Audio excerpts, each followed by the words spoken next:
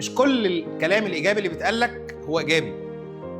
هو ده اللي انا بتكلم عليه. الشخص المنتور ده مش كل اللي بيقعد يقول لك كلام نصايح ايجابيه هو برضه شخص ينفع، لان ممكن يكون شخص ايه، حالم، شخص مش منطقي، شخص مش واقعي، شخص اخره ينتهي عند النصح ده بس، ما يكملش معاك. يعني مثلا ايه، تعالى اشتغل في المكان الفلاني، طب يلا بينا، بس خلاص، بس بقى انا اخري بقول لك تعالى اشتغل في الشغل. ايوه بعدين ماليش دعوه.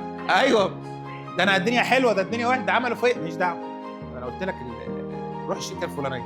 ايوه هيحصل ايه بعد كده؟ ما اعرفش، انا قلت لك كنت سمعت كلامي، انت فاهم ازاي؟ بعد كده ايه، خلاص انا بينتهي، انا بتاع القعده روح الشركه الفلانيه بس. يعني انا بقعد في القعدات اقول للناس روح الشركه الفلانيه بس، ده النصيحه الوحيده اللي انا عرفتها بس. خلاص يا ابني، طب انت كنت عارف الشركه؟ لا والله ما حدش قال ان هم بيعملوا كده. يخرب بيتك، تمام ازاي؟ والله انا بقابل ناس كتير بيحصل كده فعلا، يقول لي مثلا اروح الشركه الفلانيه ليه؟ قالوا لي حلوه. مين اللي قالوا لك دول؟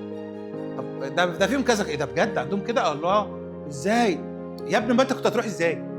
اتنين تلاته قعدوا قالوا له، الاتنين تلاته اربعه 10 اللي قالوا له بقى كده حاسين ان الشركه حلوه، اصل عاملين اعلانات كويسه. فاهم ازاي؟ ما تتحسبش كده.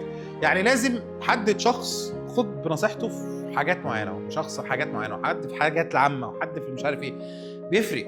بس يكون مجرب والراجل ده مكمل. يعني ايه، ما تروحش يعمل كذا وبعد كده بقى ماليش دعوه. ازاي؟